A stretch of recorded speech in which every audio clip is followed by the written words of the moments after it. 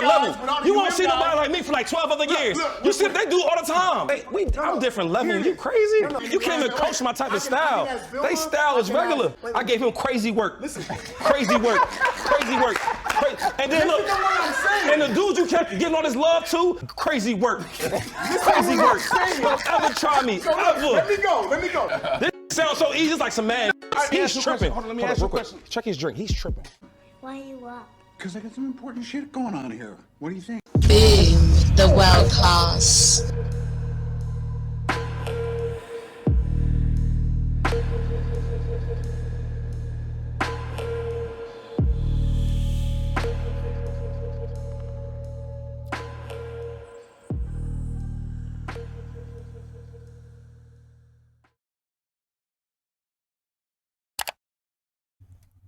All right, welcome to the world class. I am Noble Miguel Mario Tunica Bay, Moshi America Muslim, consecrated and appointed missionary to Morris Science Temple of America.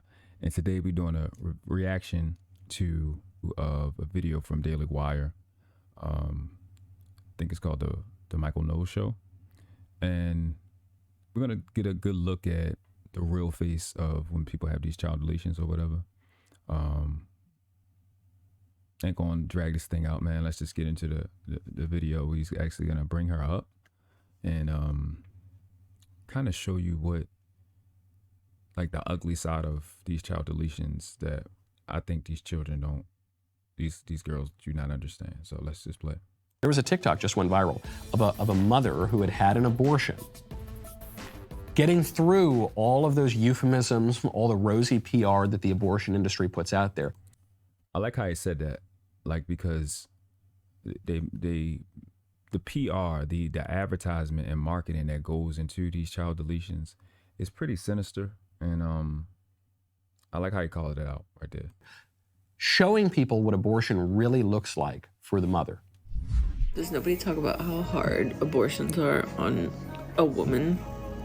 It's probably been a month, and I hate myself every day. Sucks because in the moment I felt like I was doing the right thing, but every time I'm going to bed or I'm just alone, I just think about, like, what if? Because I'm not a child, like, I'm an adult, so this shit just, like, hit me on a different level. I had all the means in the world to do it on my own, but I thought, like, I did it so that it would benefit not just me, but also everyone else.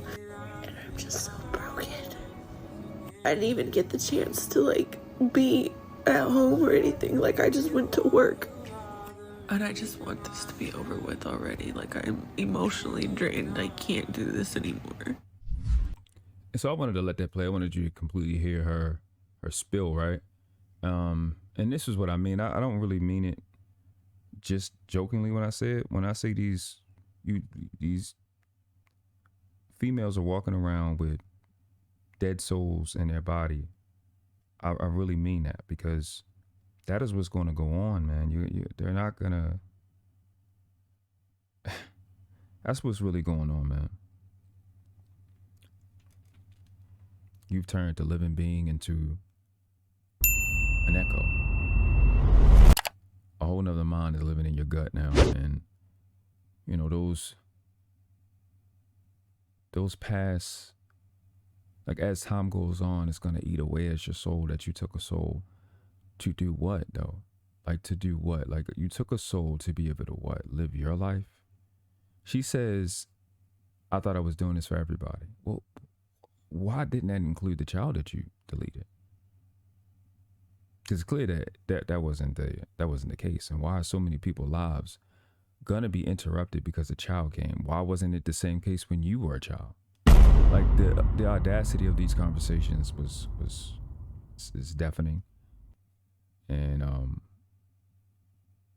it's just the senselessness, the naivety of these girls that are putting themselves in this position is just, it has to be called out. So I'm glad to finally see something like that. But I love his commentary on it. Let's listen. Your heart breaks for that woman, because even though she did a very evil thing, she doesn't seem to have quite understood it. She had bought into so much of the PR of abortion, so, which is everywhere. Right. the PR, which says, oh, this is no big deal. It's like getting your appendix removed. Oh, it's not. No, you're in and out. It's just a clump of cells. It's not a baby. It's meaningless. Just go back to work the next day. Let's go, worker bee.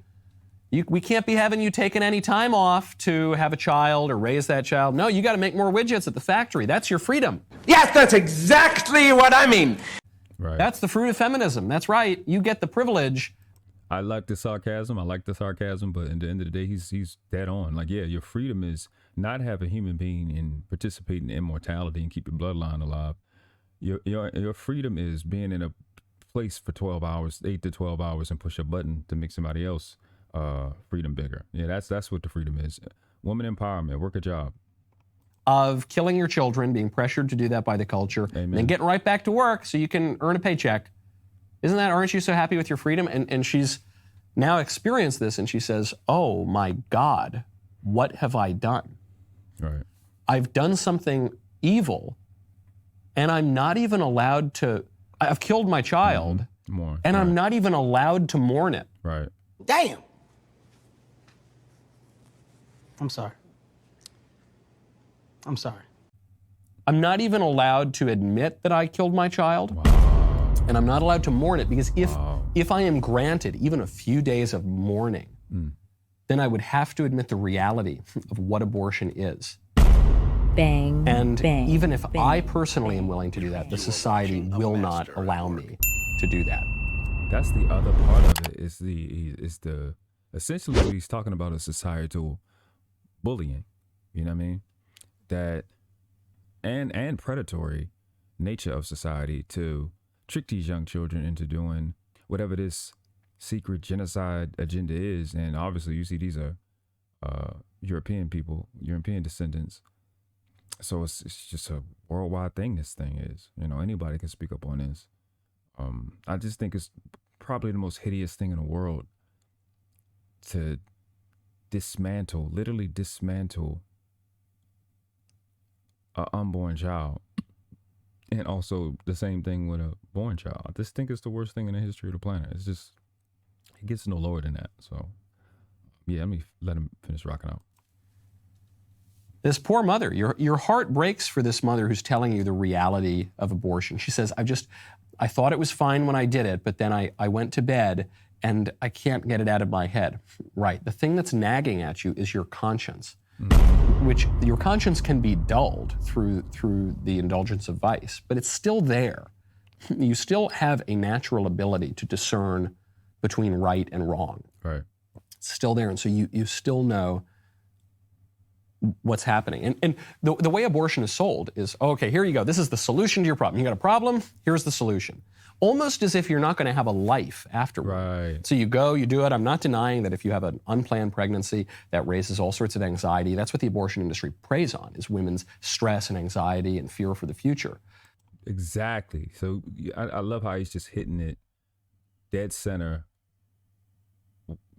No cards cut, no punches pulled. That society is, in addition to the one he mentioned in particularly, is preying on these children's and these young girls and these baby mama terrorists fear of the future. Like, that is a thing that I think women need to get together and start to deal with. They deal with a lot of other nuances, but what is driving them to be as despicable as they are is that particular fear. The fear of the future and the fear of missing out, which is an acronym FOMO. Fear of missing out and fear of the future. And overall, just if you have a religious background, just a lack of faith. Those are 3 things y'all need to work on post haste, because it has resulted, at least in the so-called black community, 24,116,000 child deletions. Y'all have annihilated generations and nations, literally, in your cemetery wombs. In fact, that maybe the man won't stick around. But she says, but I could have taken care of the baby. Yeah. And I went and I had a permanent solution to a temporary problem. And now I just think, oh, it's over. Well, and let me be clear on what he's saying, because a woman will go, well, the problem isn't temporary. You had a baby for life. Well, the temporary he's talking about is maybe those financial issues that can be fixed that could be fixed quickly, or that could be a short time frame, maybe 2-3 years, but the baby gonna be alive for 18. So I want to be clear on what he meant. Made sure I was clear on what he meant, at least on this video, because that could go left, because you're gonna have your baby for ever, really. Like, your baby is always your baby, no matter what. So, yeah, let me let him finish. And in place of relief, I just feel this sadness, because now I'm never gonna, because I killed my kid. And nobody would even tell me what I was doing. And now that I did it, nobody prepared me for the sadness of the reality of what I was doing. That's what abortion really looks like. Right. Beneath all the rosy euphemisms, women's health care, choice, freedom. Mm-hmm. That's the reality. So yeah, I appreciate you guys for coming through. Please hit the like button, subscribe if you're new to the channel. Please leave your comments. Everybody that came through in premiere, I appreciate you guys. Keep in mind, we do have the membership. Link to the membership will be in the description. It's also that button, that join button. Hit niggas up. You know what we doing around here. You know how I say, man, it ain't but 2 classes on this planet, never been 3. You have a world class, you outclass. And the question is not which class do you want to live in. The question is, which class do the ones coming behind you deserve for you to die in? On your feet, on your knees. Respect the craft noble. Washed.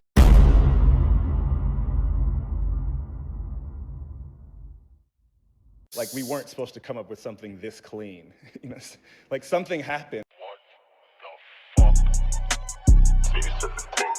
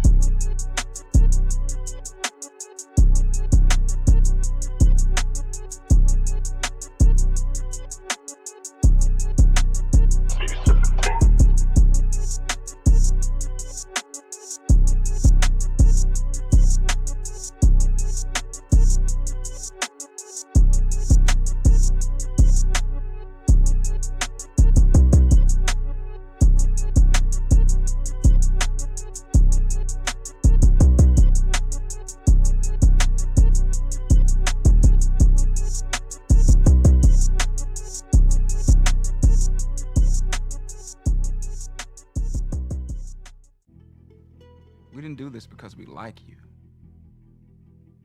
We did this because we are you. Boom, the world class.